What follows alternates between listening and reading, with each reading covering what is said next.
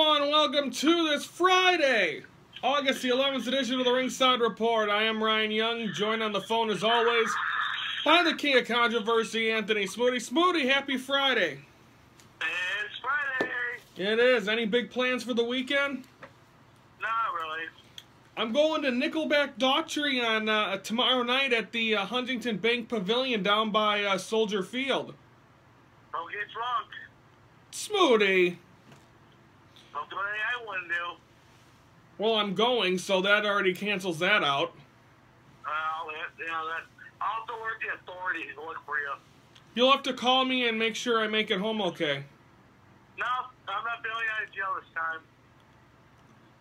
time. When's the last time you bailed me? Tony, I've never been in jail. Not yet. I'll put you there, but all I just gotta tell the cops is look out for a Cubs fan with a goofy Macaulay Culkin haircut. What? My hair is a little long and I got a haircut over the weekend, but or I'm getting a haircut over the weekend. What is your, why are you, I don't have a Macaulay Culkin haircut. I know, I'm just giving you shit anyways. Well, Tony, you ready to recap Smackdown from Tuesday? Let's recap from Smackdown from Toronto, eh? Hey, John Cena comes out and he says, you know what, he didn't win the #1 contender match. He's got to go past that. Well, Baron Corbin comes out and they go back and forth. And then Daniel Bryan says that match will take place at SummerSlam between Baron Corbin and John Cena. Tony, how do you like those apples? I like that. That's good, but they call him what? I don't know. What do you call him? Something fire. Do you like that? I like that. I like the Toronto crowd. They can say anything. They are a rowdy bunch, aren't they? Yeah, you never know. But anyway, then the Usos defeat, do you like that Canadian Connection team of Sami Zayn and Ty Dillinger? I like the Canadian team. Do you think that was just because they're in Canada, or is that going to continue? I hope so. I hope it continues.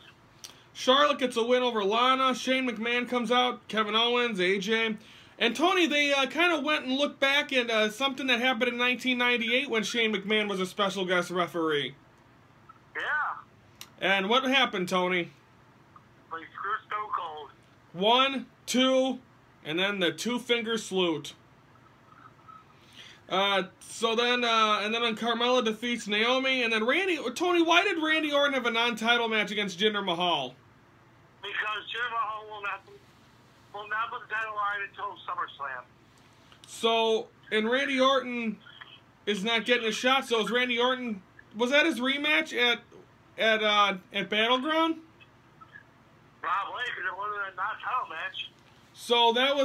But his rematch for the title was at Battleground, so this was just a one-on-one match. Yes. Interesting. So that's SmackDown as we are less than a week, or 2 weeks away from SummerSlam. Tony Nese for 205 Live. Tony Nese gets a win over Cedric Alexander. Noam Dar gets a victory. Corey Graves interviews Tozawa, but then Neville interrupts, and Tozawa landed one kick on Neville, but couldn't get two. And then finally TJP gets a win over Rich Swann. Then it ends backstage when kind of a showboating by TJP. Do you see TJP getting back in the Cruiserweight title picture, or do you see Rich Swann turning heel? I see Rich Swann turning heel. When do you think that's going to happen? After SummerSlam? Yeah. Okay, Tony, that's that. That's SmackDown. That's 205. We're going to take a timeout. When we come back, we're going to recap Ring of Honor from this past week. It was a big one. We had 2 out of 3 falls. And the winner for the Ring of Honor World Title, Cody Daniels. We'll have the recap next on the Ringside Report.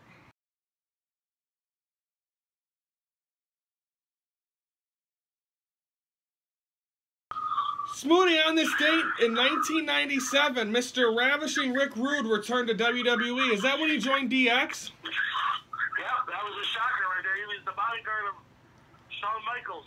And then he left actually in November, 3 months later, because he was not a fan of the Montreal Screwjob. Well, not only that, but he screwed WWE over by the greatest night ever, where he showed up on Raw on a taped episode, and then he showed up at Nitro the same night that Shawn Michaels was giving grief. Only man to ever do that still, isn't he? Yep. Unbelievable. Only Rick Rude could get away with that, huh? Yeah. But anyway, that's what happened on this date. So so there's that. Let's recap Ring of Honor that took place. Of course, Ring of Honor. We start off with Silas Young and BCB. Tony, they keep doing this countdown of how many days it's been since Jay Lethal hasn't been in Ring of Honor. And then all of a sudden, the countdown stopped. Jay Lethal came out. He attacks Silas Young and the BCB. Tony, are we going to finally get this match again between Silas Young and Jay Lethal? Yeah, so last time they're going to end this feud between these two and end it personally. So, I mean, do you think the winner, because you keep saying, you've said it a couple times, that you think Silas Young is going to be up there getting an opportunity for the, keep saying NXT, Ring of Honor World title. So do you think he has the opportunity to get a chance to face Jay Lethal? Yes. So, if he wins that match, do you see him possibly getting up there with Cody or Daniels? Yes. Where's the BCB fit in all this? Probably Jerry Bates. So you think BCB and Silas Young are not gonna be partners anymore? No, they don't. They haven't been tag team partners for a while. Well, they have, but they haven't. They're both out there trying to stop Jay Lethal. Yeah. And then finally, what? I just thought Young needs to stop worrying about Jay Lethal and start worrying about that world title. I don't think anything's going to stop Jay Lethal. I think he's going to get back in. I think whenever he does face Silas Young, which could be in September at the pay-per-view, I think you got to think that Jay Lethal's probably going to be the guy that's going to win that. Yeah, probably. Tony, you're a man of few words on this Friday. You're ready for the weekend, aren't you? I'm ready for the weekend, but I'm just tired of listening to Jay Lethal, Silas Young. They've glorious thing ever. They need to start adding something else. And then, of course, you have the Ring of Honor World title, 2 out of 3 falls. Cody defeats Daniels. Tony, what's next? What is next for Cody? What is next for Christopher Daniels? I think this is gonna be one more match between these two and it personally. But that was his rematch. There shouldn't be another match. Oh, there should be one more. There should be one more to make it officially make it 2 out of 3. You think so? I think so. Okay, we'll see what happens. So, again, Cody defeats Daniels. And, again, I believe a pay-per-view, Death Before Dishonor, I believe was in the end of September. So we still got some time to figure out what's going on there. Okay, folks, it's Friday. I'm wearing my blazer. I've also got Ringside Report 100 shirt on. Boy, Tony, it's crazy to look in my closet, go back in the past, how many shirts I've made. You'll start to see these every Friday. I'm probably going to wear a retro Ringside Report shirt for a while.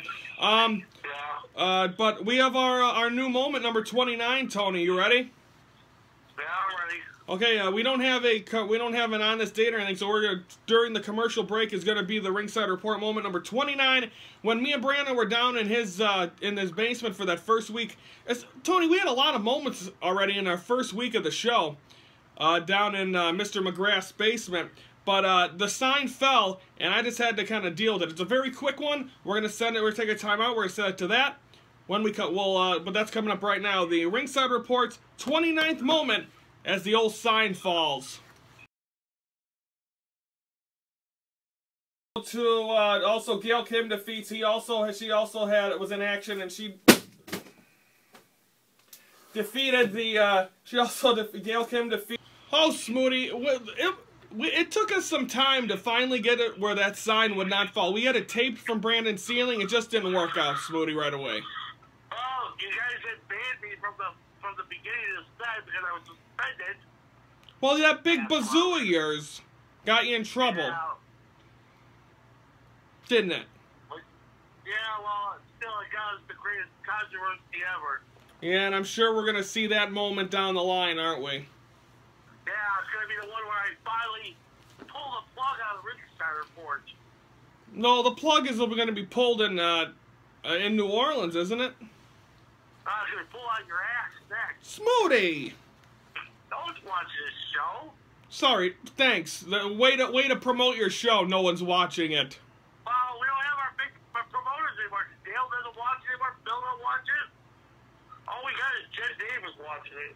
No, she watches Food Network. Yeah, she watches how to eat food in her mouth, or put food in her mouth. Well, we appreciate all you folks that do watch, and of course, Ringside Report. I keep getting messages now. We announced this we announced it in the middle of June in our 500th episode that we were our final 100, and I've gotten messages from Ron Johnson who didn't know about it, and we'll have him back on, and Nick Alexson who is a fan of the show, and I appreciate people reaching out and asking about what's happening. And for you folks that don't know, I'll keep you posted again. I'm going to school. I'm ready to live my dream of being an announcer or commentator. Tony, you have plans of doing the same thing. And we'll be doing 600 shows. It's time to put it to rest. This was fun. I've done my wrestling. I've been able to do all that. I've commentated and still going to finish up that. But I'm closing the book on the wrestling part of my announcing and my broadcasting and my talking. I'm ready to move on to bigger and better things. Right, Smoothie? Okay, Michael Cole, easy there. No, I'm not in a plastic case. Let's recap NXT. Sanity comes out, and then they call out Authors of Pain, and then they attack Authors of Pain. Sanity come out on top. Tony, does Sanity have an opportunity to walk out with the tag titles in Brooklyn? No. You don't think so? Tony, this team is something we haven't seen since the Wyatts. I think they're gonna leave. I think they're gonna leave NXT, go to WWE, because I think they're the ones that caused Free Dango or whatever it was. You think they're the ones? Yeah, I think it's Sanity. Yeah. That's gonna be interesting. And then Street Profits, the tag team, get a victory. And then the NXT Championship face-off, which eventually ends with Roderick Strong coming out and saying, you know what, he deserves one more, he deserves a chance. Therefore, next week on the final NXT before TakeOver Brooklyn, it is going to be Roderick Strong against Drew McIntyre. The winner faces Bobby Roode. So Bobby Roode still don't know who his opponent is coming up in a week from Saturday. We already know about it. Drew McIntyre. But we don't. Well, technically, there's a match next week to determine it. We don't know. They already posted that Raw, buddy. Drew McIntyre. I know that, but Tony, your focus here. It happened this past Wednesday on NXT. They have a #1 contender match. The winner faces Roode just 3 nights later at TakeOver Brooklyn. I think it's going to be Drew McIntyre. It's got to be McIntyre. They've been hyping this match forever. Roderick Strong is probably the end of the line for him. Well, maybe they'll add Roderick Strong if he beats McIntyre. You never know. You never know. NXT TakeOver Brooklyn is a week from Saturday. Also NXT as well. Folks, that is going to do it for us. Preview for Monday. We're out on the patio next week for 3 shows, Monday, Wednesday, Friday, plus the warm-up for... we'll have the warm-up for TakeOver on Friday's show. We'll have a warm-up for SummerSlam on Sunday's show all week on the patio. Let's hope the weather cooperates. If not, we might be inside. What's up? Thoughts and prayers to our broadcast announcer, Eddie Coleman. Yes. This afternoon he was announced he has colon cancer. Thoughts and prayers go out to him. I'm guessing he will not be on the broadcasts for Blackhawks. Well, he will not be on opening night, but he will be maybe opening night for the Blackhawks. He will miss opening night for NBC, but he's limited to games now because of cancer and everything. So best wishes to him. Get that taken care of. Your life's more important than announcing hockey games. So best wishes out to Eddie O. That'll do it for us, everyone. Have a great weekend. Hopefully I see you guys. If I don't see you, I believe Monday I might have a video clip of my Nickelback Daughtry concert on Saturday. Looking forward to that. Tony, don't break the chair when you sit and make fun of me, okay? He'll be at the Nickelback concert, but the only thing he'll have a hangover. He'll be like, Well, we're taping Monday's show on Sunday, so if I'm hungover, you folks are gonna see it. Yeah, we're gonna see this bloodshot and like this. I'm not on The Walking Dead, Smoothie. Go to sleep. Good night, Erica. Everyone have a great weekend. We're on the patio next week, but for SummerSlam week, for the King of Controversy, I'm Ryan Young. Thank you for watching the Ringside Report, your front row seat to all things wrestling.